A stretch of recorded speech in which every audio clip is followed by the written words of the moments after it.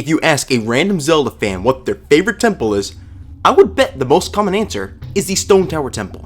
This temple is what a little child does to a guest on the Chris Hansen show. It gets them really excited. There is a lot of reasons why this dungeon deserves the praise too. Majora's Mask in general. I stand by Ocarina of Time is my favorite game, and the Spirit Temple is my favorite dungeon, but there is no denying the Stone Tower Temple is beloved by all Zelda fans, including myself. It is the final of 4 temples in Majora's Mask, the creepy, odd sequel to the Ocarina of Time. The game features Link going to the 4 cardinal corners of the map, defeating a monster and freeing a giant before going back in time to visit the other sections. Yeah, this game all happens in 3 days because that's when this is going to happen.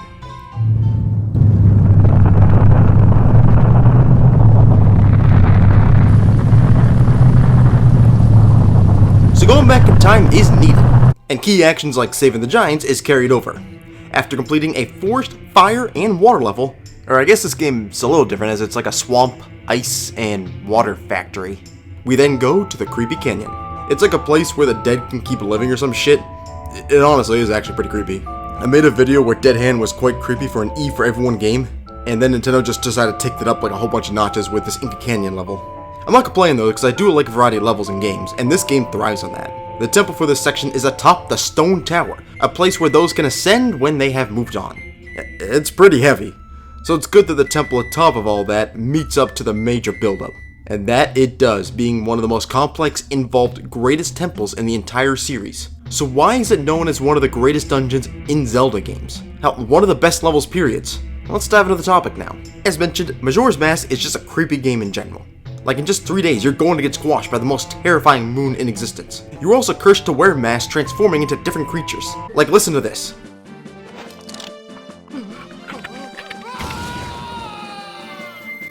Yeah, that's in the game. This creepiness allows for a theme of death, or your soul moving on, to really fit into this game.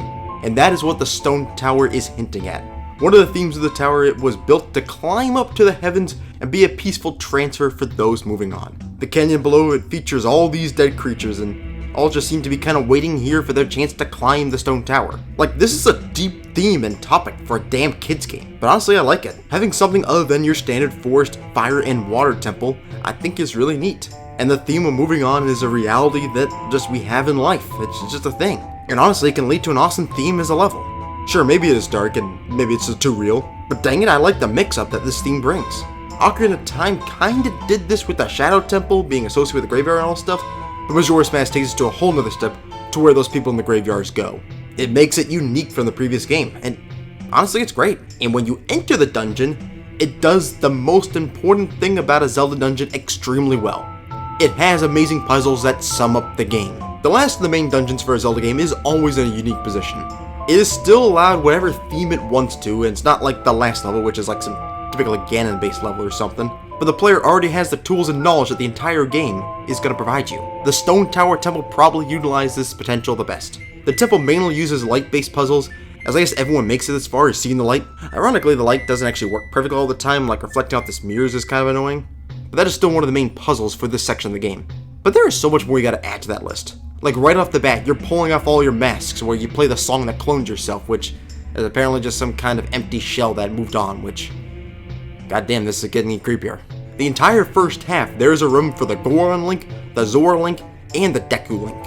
Enemies from previous dungeons return, like the Wizards, which, speaking of which, what the fuck is up with this design? Is this what happened to the Blue Man Group when they turn old? Like, they have all those crazy shows where they can't speak and it just finally went to their heads? The dungeon also introduces many new enemies and puzzles as well. Like, again, using those light arrows, or how about those little Cyclops robots with just, that one eye that I think they just kind of took from Digimon or some shit. And one of the biggest puzzles for any dungeon is how they lay them all out together. And the Stone Tower Temple does this well. It's basically a loop around the dungeon, it's not a big loop, but all the rooms are so close to each other that they feel like it's one interconnected spot. And you can go from one place to another with ease. Like, I feel like this is kind of best noted for the path that leads to the boss door, just woven so well into the dungeon. And I think at this point in talking about the puzzles, many people are sitting here waiting for me to mention a big part about the dungeon. And if you don't know what the next segment is that's going to come up, it's going to turn your life upside down.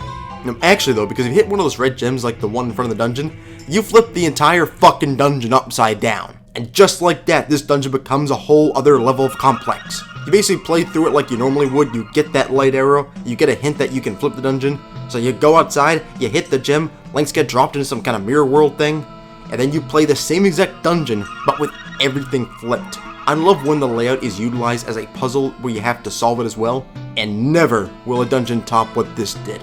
You will progress through all the same rooms, just with a different way to move forward. Like the first room you faced in this dungeon is one of the last ones you'll face when it's upside down, and you actually need the Deku Scrub to fly across it because that room originally didn't have a ceiling, so now it doesn't have a floor. Some of the rooms in this part of the dungeon will also have its own red gem, and just like that, this one room flips upside down for you in order for you to solve the puzzle. And I gotta bring up this part again too, it's the path that leads you to the boss room. If you take this one path, an upside down chest will reveal itself in the first room, and that is how you progress to the end of the dungeon. And on the way, you fight this one-eye ugly fuck in the same spot, but it's on the same bridge where you fought the original one and the normal orientation. If you think back to the Stone Tower Temple, it is a small dungeon. Like, there's not really a lot of places size-wise, but having the same layout flip upside down doubles what you can do.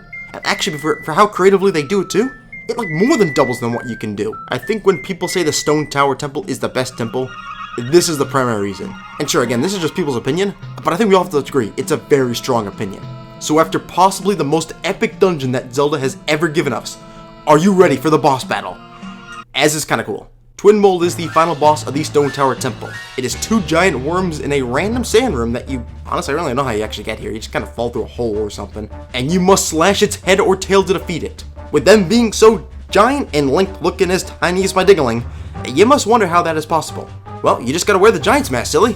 It's like taking Viagra, which doesn't really help me, I guess, too much. And with that, Link is as big as the worms, and you can fight them more fair and square. You can also use arrows too when you're little, but it's kind of annoying and not really that fun.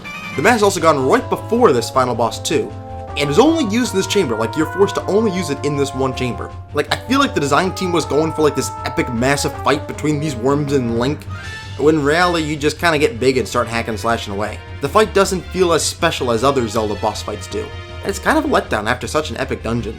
This mask too, kind of being an object that's so big and like for the final boss fight, it just kind of randomly shows up right before the end. Like, it's not really woven into this extremely well laid out dungeon all that well. I think it would have been a lot better if you had to do a little adventure to find this mask, but that's not the case. I also don't like how this mask is constantly using magic, and you're more worried about that running out versus really the fight itself. Like, sure, I'd say Twin Mold's a good fight, but after an amazing dungeon, a good fight just doesn't get the job done. You need an epic and amazing battle right here. Oh well, the boss may not bring it, but the dungeon sure does. I do believe this is the community's favorite dungeon. Like, sure, okay, that is a very debatable question. What is your favorite dungeon? And again, for the record, my favorite is the Spirit Temple. But any Zelda fan, hell, any video game fan has to praise what the Stone Tower Temple brings. Especially the mechanic of flipping the temple upside down. Like, that's just goddamn insane. But enough rambling by me. How you guys doing with Tears of the Kingdom? Like, at the moment of recording this, I have 69 shrines completed. Yeah, I brought that up because I just found it kind of silly.